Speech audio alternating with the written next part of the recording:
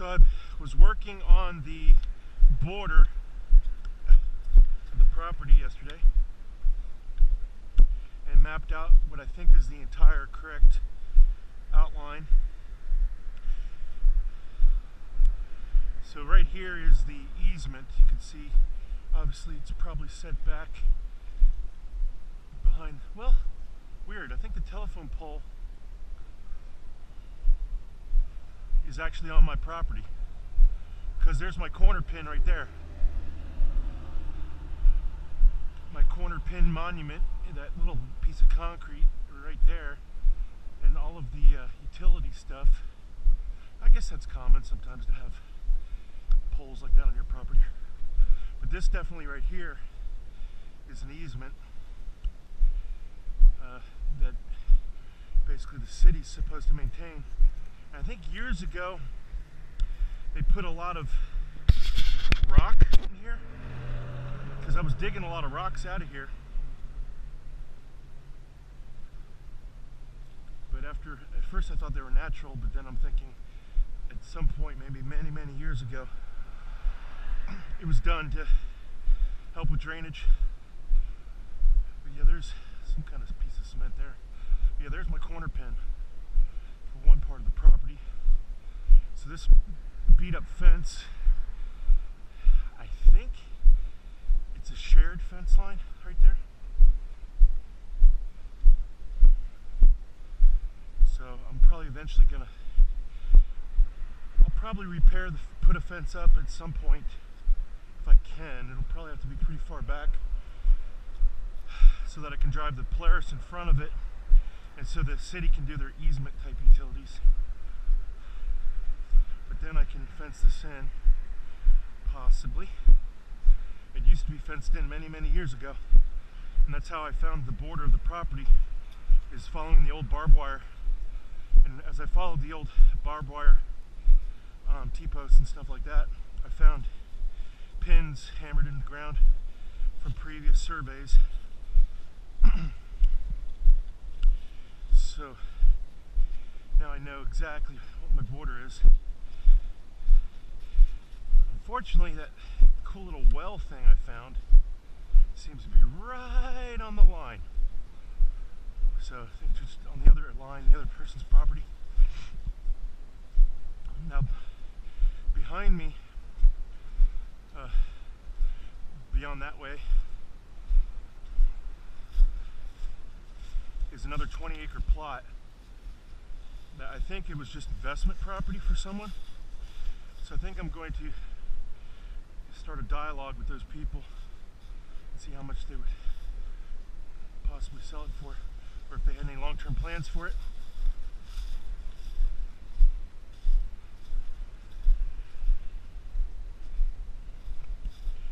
So yeah, this hill's pretty amazing. But yeah, I'm gonna walk it today to see if I can understand what property might be usable to build something. Like if we keep this property long term, maybe I'll go for a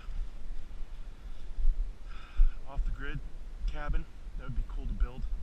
Something completely solar. Good boy, Rufus.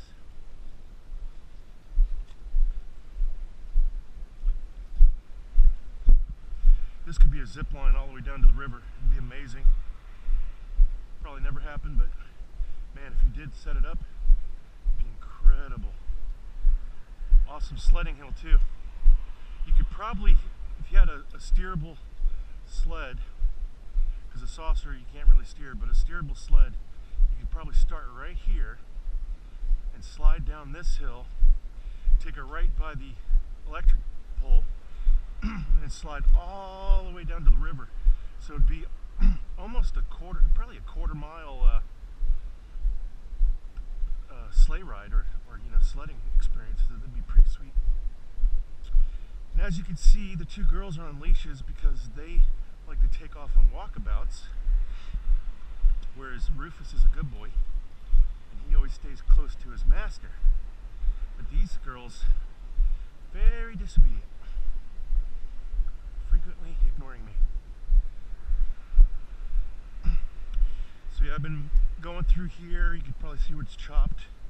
Been chopping down briars and chopping down brush. I want to get it like really clear and walkable before the next growing season starts,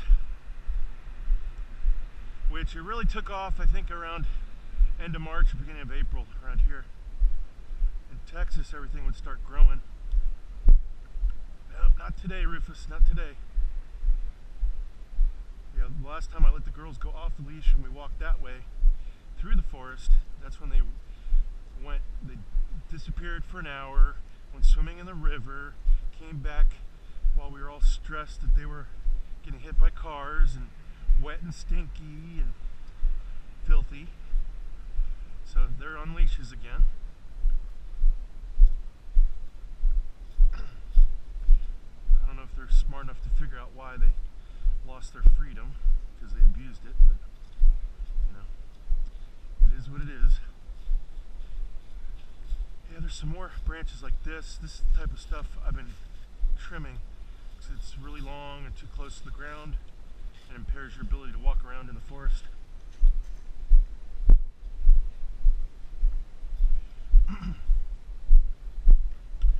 If I do get a tractor someday, it'll come in handy for like filling rock in this drainage to prevent erosion. And then I got some big trees like that fell into the creek, so I can remove those from the creek. What are you squeaking for, Rufus?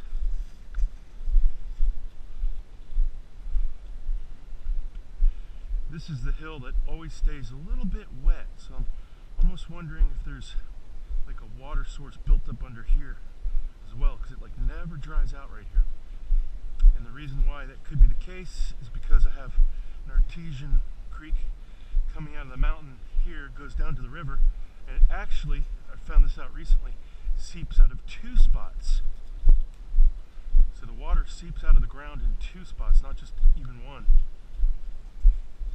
And one spot is like directly in front of us, and the other spot is over there to the right by that well I was talking about, and it sneaks around. Alright. Yeah, the erosion, sometimes, every once in a while, and it happened once this summer, a huge flood happens, and it washes everything through here. And that's when we lost our chairs this July, I think it was. And I think somebody put this big beaver dam looking thing to help with the erosion or something, I think. I'm not exactly sure. But yeah, if I had a tractor, you'd see trees like this I could be cleaning up. There's lots of big rocks I can get out of the ground. Yeah, trees and rocks, and then working with the dirt. So I'll show you what the big flood did this summer. You can see it erodes very easily.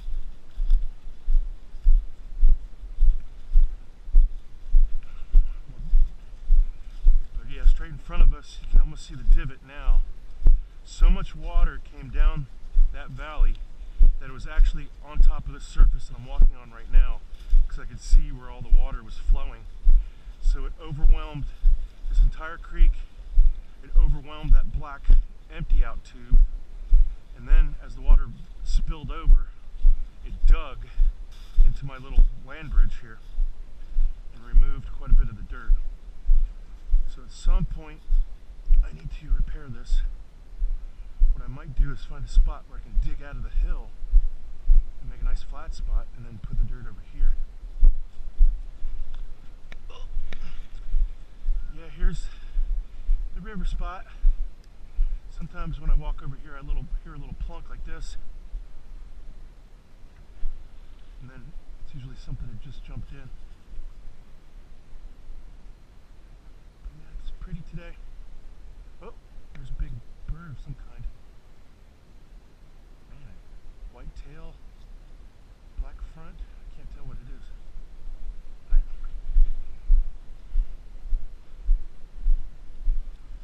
Anyway, that's tour of the property. So there's another point right there, property point, that T-post you see there by the river, and it goes up this hill. And I think, yeah, I basically, if I understand things correctly, I'm going to have to get a refresh survey eventually. But even those rocks right there that you see that are behind the neighbor's house, I own this whole section here. I basically own this entire valley, which is cool. But if I build here, if I put the pavilion out here for us to have parties, I'm going to have to keep it off the ground, build it on a platform because of the flood zone risk. But I think, you know, I don't know, maybe I'll make it like 5 foot, and then I actually could have like storage for stuff that's not hurt by water, I guess, underneath it. But yeah, maybe storage is not a good idea. Maybe I'll probably have to put it off the ground a little bit, sink some piers.